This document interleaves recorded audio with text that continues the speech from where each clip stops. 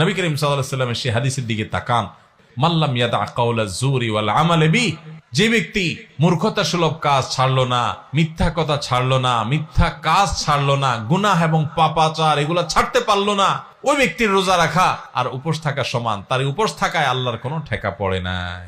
রোজা মানে শুধুমাত্র পেটের রোজা না, রোজা মানে দুই ঠোঁটের রোজা, রোজা মানে হাতের রোজা, রোজা মানে পায়ের রোজা, রোজা মানে চোখের রোজা, রোজা কানের হয়, রোজা আপনার মাথার হয়, ব্রেনের হয়, রোজা সমস্ত অঙ্গ প্রত্যঙ্গের হয়। যে ব্যক্তি শুধু পেটের রোজা রাখে সে উপোস থাকে, আর যে মাথা থেকে পাওয়া পর্যন্ত পুরো শরীরের রোজা রাখে, চোখের রোজা রাখে, চোখ দিয়ে খারাপ জিনিস দেখে না, হাতের রোজা রাখে, হাত দিয়ে খারাপ জিনিস ধরে না, মুখের রোজা রাখে, মুখ দিয়ে মিথ্যা কথা বলে না, হারাম উপার্জন করে না, পাও দিয়ে খারাপ পথে যায় না, মনে খারাপ চিন্তা করে না, কান দিয়া গান বাজনা শোনে না, এই ব্যক্তি হলো আসল রোজাদার।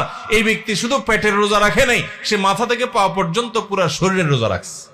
অতএব এই বছরের রমজানে আল্লাহকে সাক্ষী রেখে আল্লাহর সাথে কথা দেয়, আল্লাহ এত বছর রোজা রাখছি, তোমার রোজার মর্ম বুঝি নাই, এই বছর আমি রোজার মর্মটা একটু বুঝে রোজাটা সঠিকভাবে রাখবো। চেষ্টা করা যাবে না ইনশাআল্লাহ?